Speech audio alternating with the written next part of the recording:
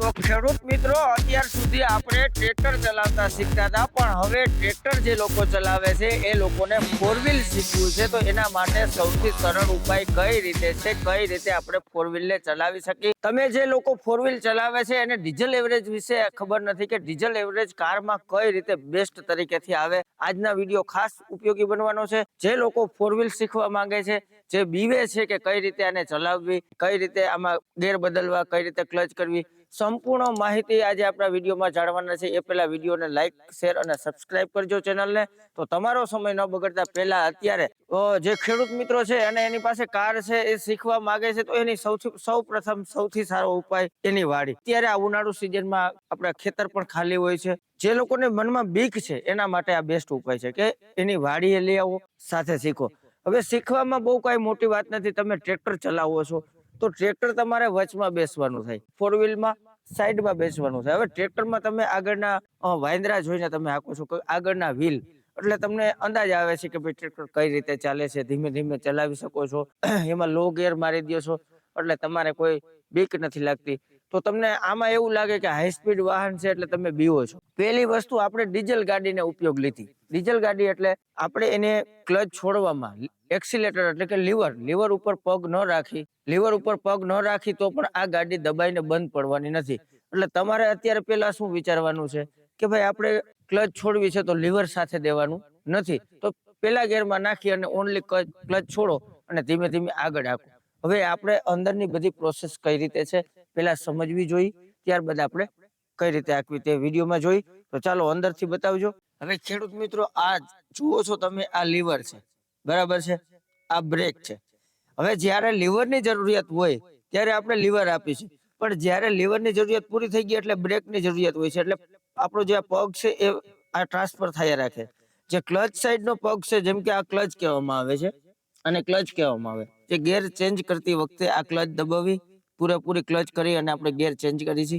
હવે અને આ આપણે બ્રેક છે. હવે બ્રેક મૂકીને આપણે ક્લચ મૂકતા હોઈએ એટલે આપણું ગાડી ચાલુ થાય છે. પણ કહેવાનો અર્થ એ છે, આ વસ્તુ બહુ સમજાય લાયક છે, કારણ કે ઘણા લોકો ભૂલ કરે છે કે આને કઈ રીતે પેલા તો પગ રાખવો. હવે પગ આ રીતે આની ઉપર ચડાવશો તો તમારી બ્રેક પૂરેપૂરી નહીં થાય અને ક્લચ તમારી પૂરેપૂરી નહીં થાય. હંમેશા કોઈ પણ વાહનને આગળનો આપણો જે પંજો છે એનાથી જ ચલાવવામાં આવે વાહન. તમે જોવો છો ક્લચ કઈ રીતે થાય છે. હવે આ ક્લચ છે ને તમારે છોડવામાં તમારે આંચકો લાગે છે, પણ આંચકો નહીં, આ રીતે તમે ક્લચ છોડો, આ રીતે ક્લચને છોડવાની, જેથી કરીને તમારે ક્યારેય આંચકો ના આવે. બ્રેક છે તો આની બ્રેક ટ્રેક્ટર જેવી બ્રેક નથી. નોર્મલ જરાક આમ અડશે તો આ ગાડી ઊભી રહી જશે, કારણ કે ચારે ચાર વ્હીલમાં બ્રેક લાગે છે અને ડિસ્ક બ્રેક હોય છે. જ્યારે આપણે લીવર આપી તો લીવર પણ આમાં હાવ સ્લોથી આપવાનું છે કે નોર્મલ રીતે, કારણ કે આનું લીવર એક ધારું આપવામાં આવશે તો પણ આ ફૂલ સ્પીડ પકડી લે છે. તો હવે આપણે થોડુંક ચલાવવાની જોઈ કે આ બાજુ આવીને બતાવું કઈ રીતે ચાલે છે અને આના ફ્યુચર સમજી લઈએ. પેલા તો ખેડૂત મિત્રો, અત્યારની આ બધી હાઈ ટેકનિકલ ફોર વ્હીલ છે, જેમાં બધે સેન્સર આવે છે. આજે ટાયરમાં કેટલી હવા છે તેનું પણ સેન્સર બતાવતું હોય છે. અને ત્યારબાદ આપણે જે વસ્તુ, આજે કઈ દરવાજો ખુલ્લો છે તો એનું પણ સેન્સર આગળ બતાવે છે કે અત્યારે એક દરવાજો ખુલ્લો છે, બરાબર. તો પેલી વસ્તુ, આજે આપણે ગાડીમાં બેઠા, આપણે ચાવી નાખી એટલે આપણે આ હેન્ડ બ્રેક છે જે ઊભી રાખવા ત્યારે એને બાંધી દેવાની હોય છે. અને આપણે ન્યુટ્રલમાં કેમ છે ગેર, તો આપણે તો ગેર સમજો કે બધી ગાડીમાં અલગ અલગ રીતે ગેર આવે છે. તો આ ગેરમાં સમજવામાં એ રીતે છે કે રિવેસ હવે છે ને આમાં 6 ગેર આવે છે, બરાબર. તો 6 એ 6 તો ખૂણા આવી ગયા, બરાબર. આ 6 એ 6 ખૂણા આવી ગયા. તો આ 6 ગેરના 6 ખૂણા આવી ગયા. તો રિવેસ, તો કે રિવેસની આ સ્વિચ નોખી આવે છે. આપણે આ રીતે કરશું તો આ રિવેસ પડે છે, બરાબર. બાકી એ દબાવ્યા વૈના આપણે આમ કરો તો આ પેલો ગેર પડે. આ વસ્તુ સમજવા લાયક છે, બરાબર. આ ફૂલ પકડી અને આ રિવેસ પડે છે. ફૂલ ન પકડો ત્યાં સુધી પેલો, બીજો, ત્રીજો, ચોથો અને પાંચમો અને આ છઠ્ઠો ગેર. હવે આ ગેર કઈ રીતે બદલાવા, તો કે આગળ આમાં અત્યારે ડિસ્પ્લેમાં પણ બતાવે કે હવે તમે ગેર ચેન્જ કરો, જેટલી એને આરપીએમ સેટ થઈ જાય એટલે ગેર ચેન્જ કરવાનું આવી જાય ત્યારે તમે ગેર આપી દો. અને ખાસ કરીને આજે એક વસ્તુ એવરેજની વાત કરી દઉં. જે લોકો અત્યારે ડીઝલ ગાડી અને આ વેન્યુ જેવી ક્રેટા ગાડી ચલાવે છે, બરાબર, એક્સયુવી. હવે ગાડી તમે જેટલી સ્મૂથ હાલશે ને, સ્મૂથ મતલબ એક ગેર પ્લસ નીચે, આજે 5મા ગેરની જરૂરિયાત છે ને ત્યાં તમે ચોથો ગેર વાપરો એટલે ગાડી એન્જિન એનું લોડ વગરનું હાલે, લોડ ફ્રી હાલે, તો એની એવરેજ જળવાઈ રહે છે. તમે એક વખત ટ્રાય કરજો. 80 થી 90 હાઈ સ્પીડ ગાડી ચાલતી હોય ને ત્યારે પણ છઠ્ઠા ગેરનો કોઈ ઉપયોગની જરૂર નથી. આજે તમારે 100 ની આજુબાજુ જયારે તમારે ફોર વ્હીલ હાંકવી છે, બરાબર, તો પણ છઠ્ઠો ગેર ત્યારે ઉપયોગ કરવાનો. ત્યાં સુધી ડબલ પટ્ટીના માર્ગ ઉપર કે કાંઈ જરૂરિયાત રહેતી નથી છઠ્ઠા ગેરની. એટલે તમે ઓનલી રનિંગમાં 5મો ગેરનો ઉપયોગ કરો, છઠ્ઠા ગેરની જરૂર નથી. અને 100+ તમારે એકધારી ગાડી ચાલવાની છે તો જ તમારે આ ગેરનો ઉપયોગ કરવાનો છે, બરાબર. અને કાયદેસર ગાડીની એવરેજ જાળવવી હોય તો 80 થી 90ના સ્પીડમાં તમે ગાડી હાંકો તો તમને પૂરેપૂરી એવરેજ મળે. પછી ગાડી હાંકવામાં પણ તમે એક્સિલેટર એટલે કે લીવરને તમે ઝટકો મારીને એકદમ દબાવી આપો અને સ્પીડથી તમે કાઢો, ફૂલ આરપીએમ આપો તો પણ એવરેજ બરાબર મળતી નથી. એને ધીમી ગતિએ એને સ્પીડ પકડાવો, પછી આગળ સ્પીડ બ્રેકર છે તો તમે અગાઉથી ધીમી કરી નાખો. આગળ ટ્રાફિક આવે છે તો તમને અંદાજ છે કે ત્યાં આપણે જઈને બ્રેક મારવી એના કરતા અત્યારથી લીવર ઉપરથી પગ ઉપાડી લ્યો, જેથી ત્યાં પહોંચવાની તૈયારી થાય તો ગાડીની સ્પીડ એના રાબેતા મુજબ થઈ જાય. એટલે આ વસ્તુ કોઈ નથી કરતા, ત્યાં જાય અને ફૂલ બ્રેક મારે છે, જેથી બ્રેકમાં નુકસાની, ટાયરને નુકસાની, એના કરતા એવરેજમાં નુકસાની. અત્યારે આપણે સ્પીડ નહીં, અહીંથી ખબર પડી જાય આગળ તો અહીંથી જ આપણે લીવર ઉપરથી પગ ઉપાડી લે એટલે ગાડી ત્યાં આફેડી પહોંચી જાય છે, બરાબર, વગર લીવરે પહોંચી જાય છે, સ્પીડ પણ માપે થઈ જાય આપણે જે જોઈ. તો ગાડીનું ધ્યાનમાં આ રીતે રાખવાનું છે. ખેડૂત મિત્રો, અત્યારે આપણે વાત કરીએ તો આમાં અત્યારે સિસ્ટમ આવી ગઈ ઘણાને કે ભાઈ સીટ પણ અધેર થઈ શકે છે. જે લોકોને બોનટની થોડોક અંદાજ લેવો હોય, જે લોકો પહેલી વખત હાકે છે તો ઉપર સીટ કરી લે, આ ઉપર સીટ કરી લીધી તો આપણે આ બધું દેખાવાનું સરળ થવા માંડ્યું. ઉપર કરી લીધી, તમારે એક તો પેલા પગ તમારા વ્યવસ્થિત પહોંચવા જોઈએ, એટલે આગળ પાછળ એવી રીતે સેટ કરવી. કારણ કે તમે કાયદેસર રીતે જો તમારા પગ નહીં પહોંચે તો તમારે ટાણે ક્લચ કરવી, ટાણે બ્રેક કરવી, એ નહીં મજા આવે. એટલે કાયદેસર તમારી બધી બેઠક તમારી કમ્પ્લીટ કરો કોઈ પણ કાર ચલાવતા પહેલા.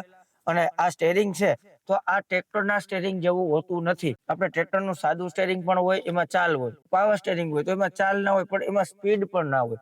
હવે આ વસ્તુ એવી છે કે આને દોરાવા આપણે નમાવશું ને દોરાવા તો આ ગાડી કેટલી બધી ટર્ન લઈ જાય છે. એટલે આને સામાન્ય આપણે જે મોટરસાયકલ હાંકતા હોય ને કે સામાન્ય સ્ટેરિંગ ફરતું હોય, આપણે એમને ટર્ન લઈ લઈએ, એમ આના સામાન્ય સ્ટેરિંગ ફેરવવાથી ગાડી વળાંક લે છે. કારણ કે આનું સ્ટેરિંગ એક અલગ વસ્તુનું હોય છે. તો આપણે લાઈવ જોઈ. હવે આપણે ચાવી નાખી, ચાવીને આપણે ચાવી ઘુમાવી એટલે આમાં બધી પ્રકારની લાઈટો થાય છે. હવે આમાં બધી પ્રકારની લાઈટો થાય છે તો એ એક ફેરે લાઈટો બધી ઓલાઈ જવી જોઈએ. એટલે મતલબ કે આમાં અત્યારે હેન્ડ બ્રેક ની બતાવે છે તો હેન્ડ બ્રેક આપણે ખોલી દીધી. ત્યારબાદ એન્જિનની લાઈટો છે એ બધી અમુક લાઈટો આપણું એન્જિન સ્ટાર્ટ કર્યા પછી પણ ઓલાઈ જવી જોઈએ, તો જ આપણે કાયદેસર ગાડીમાં કોઈ ઇસ્યુ નથી. કોઈ પણ ચેક લાઈટ બતાવે તો પણ ગાડીને ચેક કરાવી, એમને નહીં ચલાવવાની. હવે આપણે સેલ્ફ મારી, અને આમાં સેલ્ફ મારવામાં ક્લચ ઉપર પગ રાખવો જરૂરી છે. અને હવે આપણે પેલો ગેર આપી દીધો છે, બરાબર. હવે ક્લચ છોડવાની છે વગર લીવરે. હું લીવર દેતો નથી, ખાલી ઓનલી ફોર ક્લચ મૂકું છું, કારણ કે આ ડીઝલ ગાડી છે અને આમાં ઓટો લીવર હોય છે. દબાય તો 15-16 સુધી સ્પીડ સુધી એ લીવર ઓટોમેટિક લે છે. તો તમે જોવો છો કે આપણે આ રીતે હવે આપણા ખેતીના માર્ગ ઉપર, તો આપણા ખેતીના માર્ગ ઉપર 2 શીલા હોય તો આપણે એક શીલા ઉપર બેસવાનું, બરાબર. કે 2 શીલા તો હોય ને, આપણે કહીએ ને કે ગાડા માર્ગ આપણી દેશી ભાષામાં. હવે ગાડા માર્ગમાં એક ગાડા માર્ગનો શીલો હોય, એની ઉપર આપણે ડ્રાઈવર બેઠા અને એક શીલાનું ટાયર છે એમાં જતું હોય. તમારે આ તમારો જે બ્રેકનું પગડું હોય ને ત્યાં તમારું ટાયર હોય એવું નક્કી કરવાનું. એટલે તમારો પગ ક્યાં છે તો ત્યાં ટાયર છે.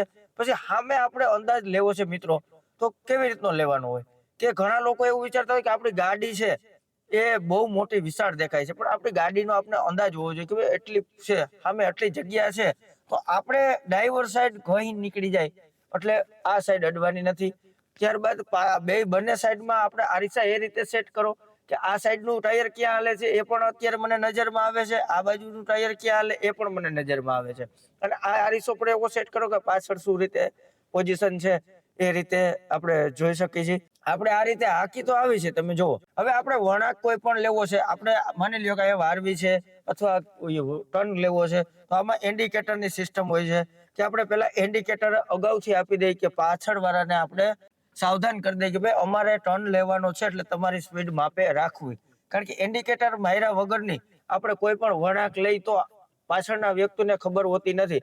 અને હવે આપણે રિવર્સ લેવો છે, તો રિવર્સ લેવામાં તમે જુઓ કે કેમેરો ચાલુ થઈ ગયો અને રિવર્સ લેવામાં આ રીતે રિવર્સ થાય છે, બરાબર.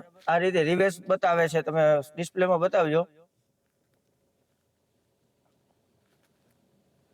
બરાબર. હજી આપણે એક ફેરે અહીંયા આવી જાય એટલે હજી સાયરન વાગે, જો કે આમાં દિવાલ નથી એટલે સાયરન ના વાગે, નકર આ જે એરો જ્યાં પણ ભટકાય તો આપણે સિગ્નલ આપે છે. હવે આપણે ફરી થોડું આગળ લઈ લઈએ, નકર આપણું ધોરિયામાં ટાયર વયું જાય. હજી એક ફેર આપણે રિવર્સ લઈ લઈએ તો આપણો માર્ગ ફરી પકડાઈ જાય. હવે આપણે ગાડીને વળાંક આપી દીધો, વારી લીધી. અહીંયા તમને કોઈ બીક નથી, ખેતરમાં કોઈ ટ્રાફિક નથી કે કોઈ તમને નડતરૂપ નથી બનવાનું. હાવ આરામથી પહેલા જ ગિયરનો ઉપયોગ કરી અને ફરી શીખો. હવે આપણે ફરી પેલો ગિયર નાખી અને આપણે જવા દઈશું, બરાબર. હવે આમાં ઓટો લીવર છે. માની લ્યો કે હમણાં આપણી વાડીનો તળ આવશે, અત્યારે મારો એક પગ જ અહીંયા છે, તમે જોઈ શકો છો. અમે પાછળ લઈ લીધો, પેલા આ પગ મારો આ બાજુ જ છે, કાંઈ હું એકેય વસ્તુને અડતો નથી. એક સ્ટેરિંગ ઓનલી ફોર, કારણ કે ક્લચ છોડી દીધી. આમાં ઓટો લીવર છે, બધામાં ઓટો લીવર નથી હોતું. શીખવા માટે બેસ્ટ વસ્તુ થાય છે અત્યારે કોઈ પણ ને. વાડીવાળા માર્ગમાં ક્યાંય પણ આપણે લીવરની જરૂર નથી પડતી માપે આપવી હોય તો. હવે આ કેમેરો આપણે બોલાતો નથી, એનું કારણ શું? તો કે આપણે ગેર સ્પીડ નથી કરી ત્યાં સુધી. હાલો બંધ, બરાબર. અને આગળ બધું આરપીએમ બતાવે છે.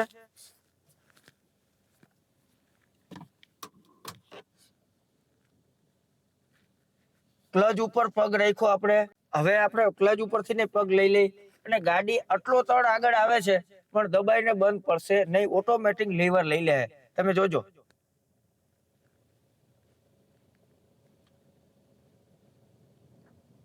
આ ગાડી ઓટોમેટિક લીવર લે છે. તાકાત જેમ જરૂર તાકાત ની પડે છે એમ એક્સિલેટર થી લીવર ઓટો લીવર લે છે.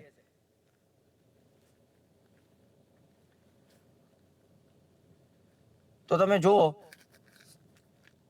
હવે આપણે ક્લચ ને બ્રેક બંને કરી. પેલા ક્લચ કરી, પછી બ્રેક કરી, પછી બ્રેક કરી અને આપણે ગેરને ફ્રી કરી દીધો. હવે આ ન્યુટ્રલ છે એ વસ્તુની ક્યારે ખબર પડે કે બંને બાજુ આમ હાલે. પછી હવે ફૂલ હેન્ડ બ્રેક મારી દીધી. હવે ક્લચ ઉપરથી ધીરે ધીરે પગ લેવાનો કે ભાઈ ખરેખર આ ફ્રી છે કે નહીં. તાત્કાલિક પગ નહીં લેવાનો, નહીં ગેરમાં રહી જાય ભૂલમાં તો ગાડી આંચકો લગાડી દેશે, બરાબર. હવે આપણે આને ગાડીને બંધ કરી દીધી. હવે આપણે આને ફરી આના વિશે થોડું સમજી કે હવે આમાં સિસ્ટમ કઈ રીતે હોય. હવે આ વાઇપર હોય છે તો વાઇપર ની અહીંયા એક્સ્ટ્રા દાંડી આપે છે, અહીંયા લાઇટ ની દાંડી આપે છે, ઇન્ડિકેટર, પછી આપણે પાર્કિંગ ના ચપલા આપે છે. આ બધી તો તમને ખબર હોય. એસી આવે છે, બરાબર. એસી માં બધા પોઈન્ટ આવે છે કે ક્યાં આપણે હવા ખાવી, કોઈને કાચ ઝાંખો થાય તો અહીંથી આપણે આ ફર્ક કરી શકીએ. અને આ વાઇપરમાં આ કાચ ઠાર ઝાકર થી આપણે ઓલા ખરાબ થતા હોય કે આપણે બરાબર દેખાતું નથી તો અહીંયા રાખો, બરાબર. આ બધી સિસ્ટમો અહીંયાની બધી છે કે ક્યારે કેવી રીતનો ઉપયોગ કરવો હોય તો તમે ચલાવશો એટલે અંદાજ આવતો જશે. ત્યારબાદ આપણે ખાસ મહત્વપૂર્ણ ટિપ્સ એ છે બેલ્ટ લગાડવો જરૂરી છે. હવે આ બેલ્ટ આપણે અહીંયા લગાડી દઈ. હવે બેલ્ટ લગાડવાથી શું ફેર પડે તો કે બેલ્ટ લગાડવાથી આજે આપણે ઓટોમેટિક એક થાક પણ ઓછો લાગે છે. બીજા નંબરમાં કે બેલ્ટ લગાડવાથી કોઈ અકસ્માત સર્જાય તો આમાં એરબેગ હોય છે, તો એરબેગ તો જ ખુલે છે. અને આરટીઓ ના નિયમ અનુસાર આપણે ક્યારે દંડ પણ નથી ભરવો પડતો. એનું કારણ શું? તો કે આપણે બેલ્ટ મારેલો હોવો જોઈએ. તો આરટીઓ ના નિયમ અનુસાર આપણે ગાડી હાંકવી જોઈએ. એના નિયમ ઘણા બધા છે, એના નિયમ પણ તમે જાણી શકો છો, બરાબર. અને ટ્રેક્ટર ચલાવો કે ફોર વ્હીલ ચલાવો, બસ નિરાત રાખો અને મગજ ન્યા વાપરો.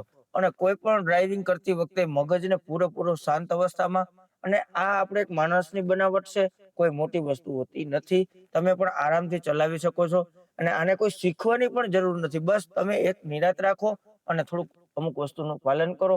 બીજી બધી સિસ્ટમ તો જોઈ.